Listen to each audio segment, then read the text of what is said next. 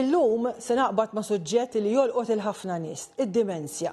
U miegħi għandi speech language pathologist Nicola Montezin illi tifforma parti mill-Assoċjazzjoni Maltija tad-Dimensja li taħdem ħafna. L-ewwel qed nirringrazzjak illi ġejt. Ma kontx naf illi bħala professjoni inti qiegħda speċjalizzata fuq id-dimensja. Tispjega li ftit dik l-ewwel imbagħad ngħaddu għall-assoċjazzjoni u l-ħidma li tagħmel. Iva, ħafna minn nies jaħsbu li speech language pathologist jew kif jafuna speech therapist jaħdmu biss mat-tfal. Iżda fil-verità aħna naħdmu ma' kulħadd, inkluż nies li jkollhom mard progressiv bħalma id-dimensja. Issa xogħolna huwa li naħdmu kemm fuq il-komunikazzjoni. Pereżempju ngħin lill-membri tal-familja kif għandhom jikkomunikaw mal-persuna bid-dimensja. Iżda wkoll u aktar importanti minn hekk naħdmu fuq rehabilitazzjoni ta' kif bniedem jibla l-ikel. Għax meta taqbadna d-dimensja hemm ċans kbir li jkollna problema biex niklu jew biex nixorbu. Ġifieri dak ukoll jagħmel parti minn xogħolna. Ġifieri, intom taħdmu ma' persuna li għandha d-dimensja. Iva. U kif il-persuna ġalwa tifhem li biex pereżempju tiftakar kif għandha tiekol, pereżempju? Aħna nużaw dawk li jsejħu compensatory strategies.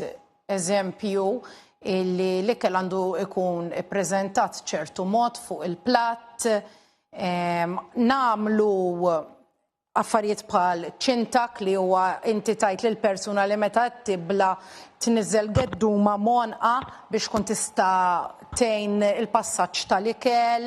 Ġieli nżidu li jsejjaħ thickener mal-ilma fejn inti iżid isu trap li jħaxxen l-ilma biex l-ilma jinżel aktar bil-mod u jgħin li tisejjaħ epiglottis tiċċaqlaq li tkun qed tiċċaqlaq naqra aktar bil-mod tkun tista' tiċċaqlaq aħjar.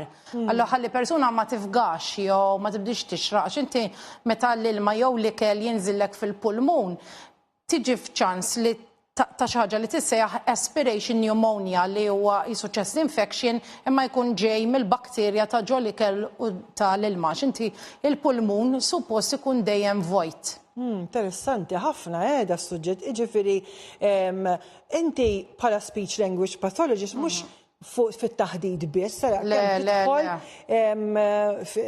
fil-professjoni medika tiegħek u tidħol ukoll fuq it-teħid tan-nifs jew m'għandix taqsam.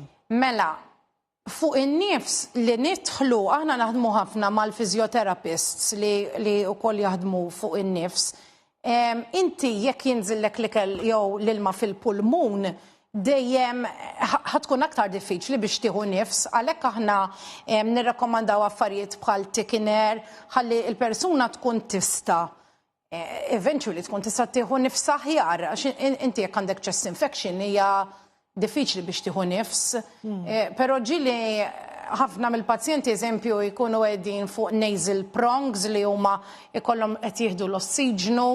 Ġifieri nidħlu fin-nifs imma mhijiex in-nifs mhijiex eżatt il-linja tagħna, imma inti f'kull xogħol mediku ikun hemm ħafna aspetti differenti, ġifieri biċċa mill-mod multidisciplinary. Issa, Nikola, interessanti ħafna li inti involuta fl-assoċjazzjoni.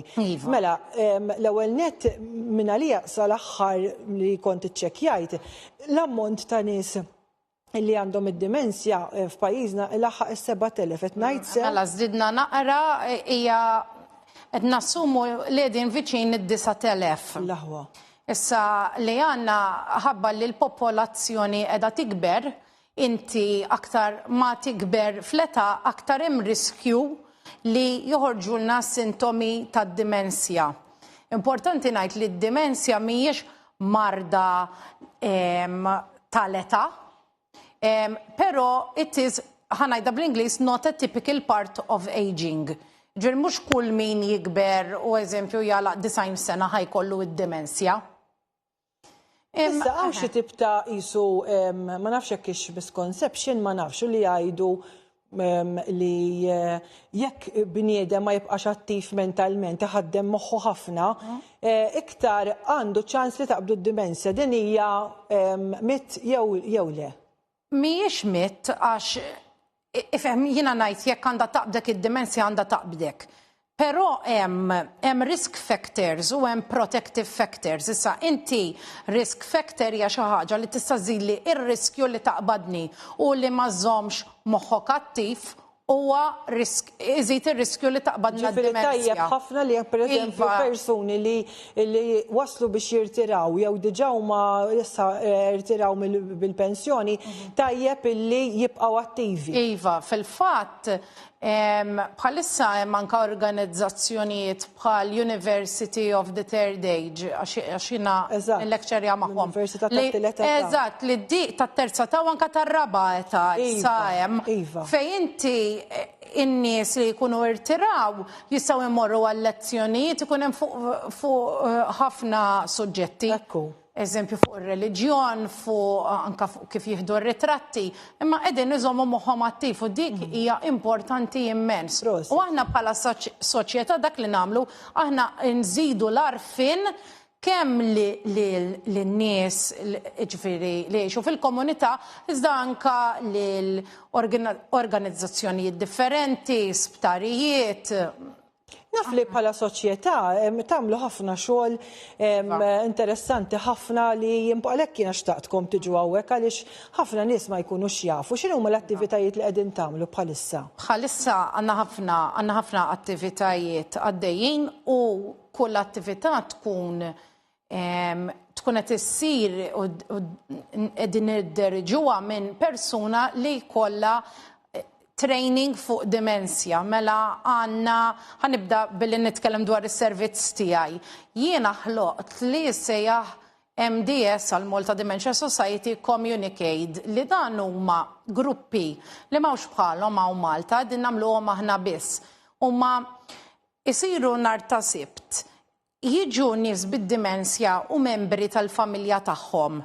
Un niddiskutu fuq suġġetti, ma nkun qed nagħmilhom terapija jiena, ġifieri nitkellmu eżempju dwar l-ikel, jew darb'oħra tkellimna dwar it-tfulija, li huwa differenti minn li diġà jsir huwa għaliex jiena qed inġib il-membri tal-familja u l-membri tal-familja inġibhom biex huma qegħdin jitalmu indirettament minn dak li qed nagħmel jien kif huma għandhom ikellmu persuna bid-dimensja. Ġifieri li ma jgħidulix le tajċek, iżda jiena ħan igwidhom kif għandhom jitkellmu sew mal-persuna. Għaliex persuna li normalment issofri mid-dimensja nara ħafna anke rajta fil-familjari tiegħi wkoll jiftakru ħafna mal-passat tagħhom. Mela, jiddependi l-imtip. Inti qed titkellem fuq l-aktar tip komuni ta' dimensja li hija l-Alzheimer disease. Alzheimer's 70% tan-nies li ħajkollhom dimensja ħajkollhom Alzheimer's. Li dik iva jiftakru l-passat iżda ma jkunux jistgħu jiftakru l-affarijiet li jkunu qegħdin jiġru issa. U r-raġuni hija għaliex aħna fil-moħħ għandna parti mill-moħħ li fejn meta inti tagħmel memorja tiġi storja ta' hemmhekk. Issa dik il-parti tibda tiddeġenera. Allura inti hija diffiċli li tifforma memorja ġdida għalhekk jiftakru l-passat u mhux il-preżent. Interessanti. Ma dik hija tip wieħed biss. Żgur, kemm hemm tipi ta' dimensja? Mela hemm ħafna, però l-aktar komuni huma din l-Alzheimer, għandna vascular dementia, fejn vascular dementia tiġbaħ ħafna stroke. Fil-fatt tiġi s-soltu wara li jkun hemm stroke, jew aktar minn stroke waħda, apoplesija, ħalli ma noqgħodx ninkwita lin-nies. Li di ħafna drabi naraw problemi fil-lingwa.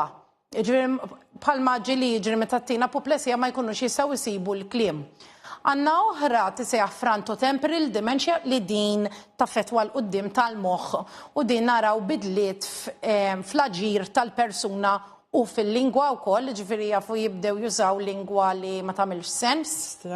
U għandna wkoll dementia with Lewy bodies fejn dawn ikollhom sintomi tal-Parkinson's, iżda jkollhom ukoll visual hallucinations, ġifieri jibdew jaraw affarijiet li mhumiex qegħdin hemmhekk. Eżempju jgħidulek araw nit-tfal qed ikellmuni. Ma jkunx vera. Ma jkunx vera, jew jibdew jaraw il-qtates, jew jgħidulek nieżla x-xita fuqi. Dawn huma kollha tipi differenti, ġifieri biex tara id-dimensja hija li ngħidula umbrella term. Inti hija fija ħafna tipi u ħafna sintomi differenti ġo fija. Nikola, kieku taf kemm qed nuħu pjaċir u qed nitgħallem bis-serjetà. Sfortunatament wasalna fit-tmiem l-intervista. Min irid jikkuntattjakom, x'jista' jagħmel forsi għandkom paġna fuq Facebook? Mela għandna paġna fuq Facebook jisimha Malta Dementia Society.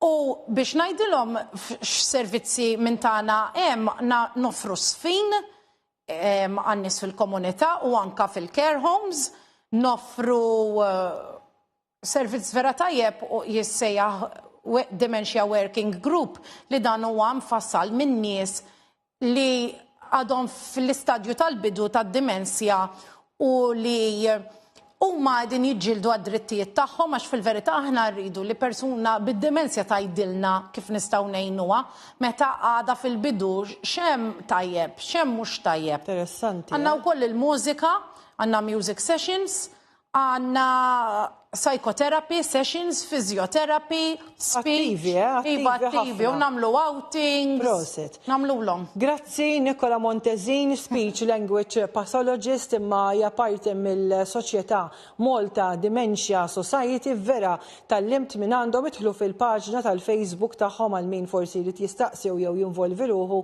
Grazzi li segwejtuna.